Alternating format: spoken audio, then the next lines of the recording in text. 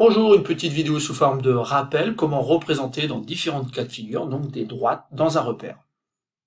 Alors ce sont plutôt des choses qui sont vues en classe de seconde, donc il faudra ici représenter graphiquement chacune des droites. La droite D1 passe par le point de coordonnées 1, 2 et a pour vecteur directeur un vecteur U qui est égal à I moins 3J. La droite D2 a pour équation donc 5x moins 4y moins 9 égale 0. Et enfin la droite D3 passe par un point B de coordonnées 2, 4 et a pour coefficient directeur 1,5. Alors bien sûr ici rien de très compliqué, c'est pour cela que je vais vous demander d'appuyer sur pause et essayer donc de bien vérifier que vous êtes capable de tracer la droite D1 mais aussi la droite D2 et la droite D3, bien qu'à chaque fois on ne nous donne pas les mêmes renseignements sur chacune de ces droites. Alors commençons la correction de cet exercice. Donc D1, on sait qu'elle passe par le point A de coordonnées 1, 2. Donc dans ce repère 1, 2, le point A, je vais le situer ici, à l'aide du quadrillage. Et ensuite, on sait que le vecteur U, qui s'écrit comme étant la somme des vecteurs I et moins 3J, c'est un vecteur directeur de la droite D1. Et donc ce vecteur-là, on va l'obtenir à l'aide du quadrillage. Donc ça fait un vecteur qui a donc pour coordonnées finalement 1, moins 3. Donc ici, le vecteur U, je peux le représenter avec pour origine donc le point A, et j'obtiens donc ce vecteur. Il ne nous reste plus qu'à prendre donc la règle et à tracer donc cette droite qui passe par le point A, qui admet donc le vecteur U comme vecteur directeur, et c'est terminé.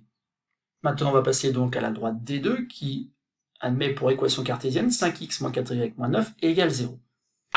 Et c'est souvent ce cas-là qui pose le plus de problèmes, puisqu'en fait ici, il va falloir dans un premier temps trouver un point qui appartient à la droite D2. Donc il faut bien observer les coefficients, qui sont 5, moins 4, moins 9, et surtout essayer de trouver un couple x, y qui vérifie cette équation.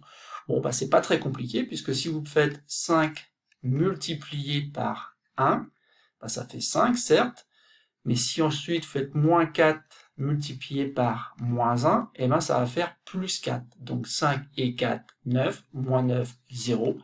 Ça y est, on a un point qui appartient donc à la droite, et ce point a pour coordonnées 1, moins 1.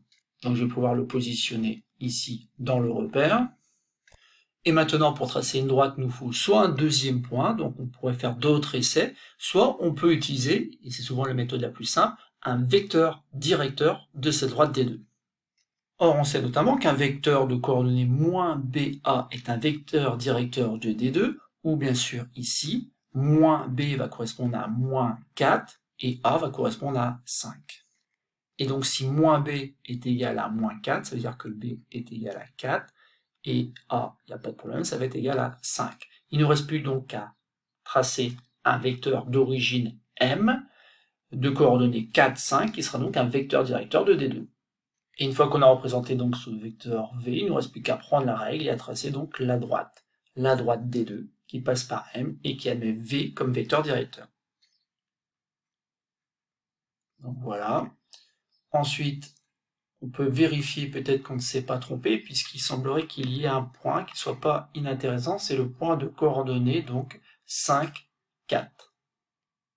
Et ce point que j'ai nommé N, de coordonnées donc 5, 4, il a ces coordonnées qui vérifient bien donc l'équation. En effet, si vous faites 5 multiplié par 5, moins 4 multiplié par 4, moins 9, ça fait combien ça? Ça fait 25.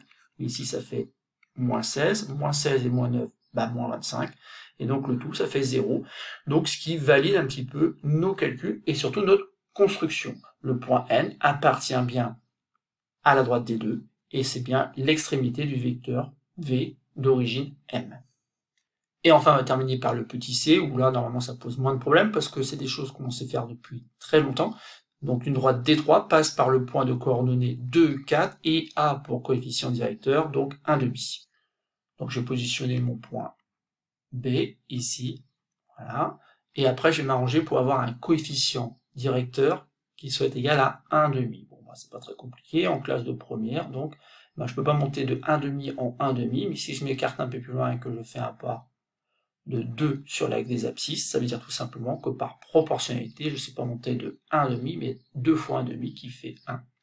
Donc je passe par ce point-là, et ainsi de suite. Il ne reste plus qu'à prendre donc la règle, et tracer donc cette fameuse droite, la droite D3. Et donc c'est terminé pour cette petite vidéo. Donc ici bien sûr rien de très compliqué, mais il faut être capable dans ces 3 cas de figure de tracer donc la droite qui correspond.